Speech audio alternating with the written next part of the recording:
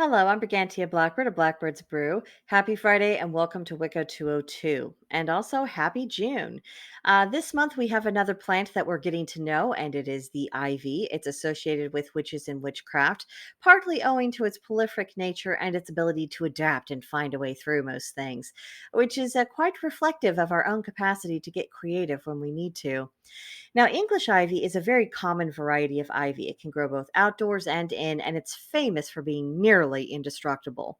And in fact, the ability to kill ivy, particularly English ivy, is regarded as something as a distinction, even amongst confirmed and habitual plant killers. So, if you are looking for a plant to try in your garden or in your home, ivy is probably a safe bet, but you will need to make provision for its spread and be prepared to regularly trim it if it's indoors, especially. Now, outside, it's hardy in zones 4 through 9. It likes moist but well drained soil and indirect sunlight. Too much sun will cause the leaves to burn. Probably not enough to die, but enough to make the plant look sickly. And who wants that? And this is also an easy plant to propagate if so desired. Now, some of its magical properties in the zodiac is associated with the signs of Gemini and Scorpio, the planet Saturn. Its energy is receptive.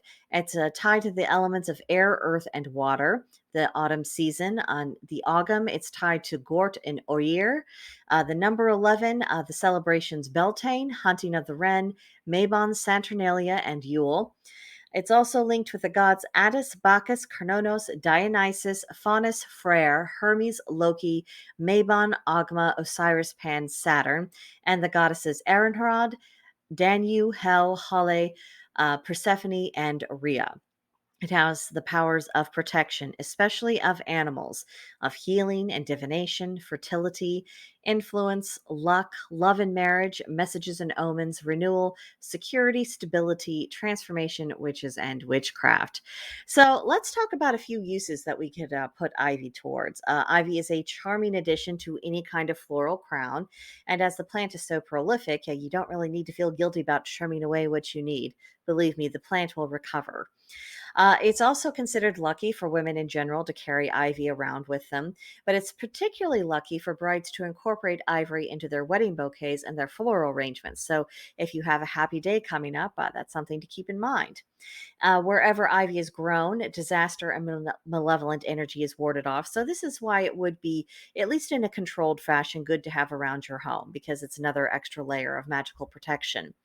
And if you are wanting to attract a faithful lover, include ivy in a sachet meant for that purpose.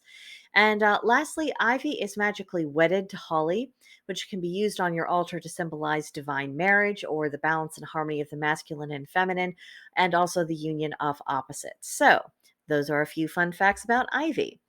Now for our homework, June 2nd to June 8th. Number one, is there a spot in your garden or in your home for ivy?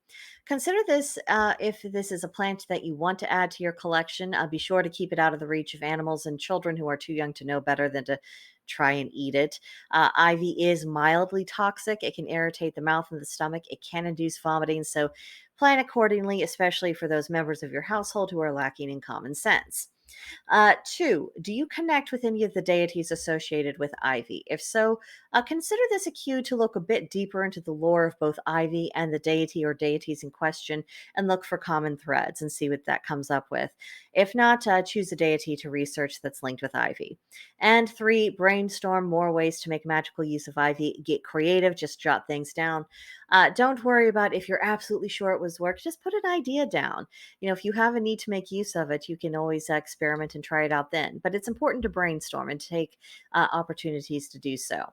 So that's what I have for you this week. And next week in class, we will be discussing the horse. So I hope you'll be back for that. In the meantime, comments, questions, concerns, complaints. Let me hear all about it in the comments section of this video or come see me at Blackbird's Brew on Gilded. There's a link to join the group in the description box below. Just click on the link and you would be very welcome there. But that will do it for now, and I will see you guys next time. Bye.